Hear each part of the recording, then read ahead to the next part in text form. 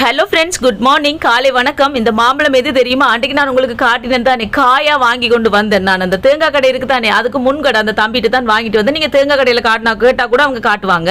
இது காயா தான் வாங்கி கொண்டு வந்தேன் ஃப்ரெண்ட்ஸ். அவர் சொன்னார், நீங்கள் வச்சு பழுக்க வச்சு சாப்பிடுங்கக்கா, நல்லா இருக்கு, 2 நாளில் பழுத்துருமெண்டு. நான் ஒரு டவுட்டில் தான் வாங்கி கொண்டு வந்தேன் நான் ஃப்ரெண்ட்ஸ். ஆனால் பார்த்தீங்கன்னு சொன்னால் 2 நாள்லேயே கலர் மாறிட்டு 3ஆம் நாத்து செம்மையாக பழுத்துட்டு. அந்த முகத்து பக்கம் பார்த்தீங்கன்னு சொன்னால் சாடி அப்படி இருக்கு. அது வந்து இவர் அப்பா சொன்னார், அது மரத்துல இருந்து புடுங்க கீழே விளையக்க அடிபடுறது அப்படித்தான் இருக்கும், ஆனால் நல்லா இருக்கும்னு சொல்லி.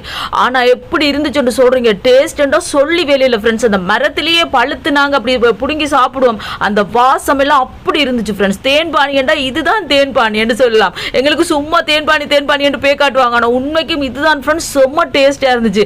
இவேட அப்பா அந்த 4 மாம்பழத்துல கொட்டையும் அவர் எடுத்து அடிச்சிட்டாரு. டேஸ்டா இருக்கு, செம்ம டேஸ்டா இருக்கா. தேங்க்யூ தம்பி, உண்மைக்கு நல்லா இருந்துச்சு. நீங்களும் போய் வாங்கி சாப்பிடுங்க. ஓகே ஃப்ரெண்ட்ஸ், இந்த வீடியோ பிடிச்சிருந்தா மறக்காம சேனலை சப்ஸ்கிரைப் பண்ணுங்க. பை டாடா.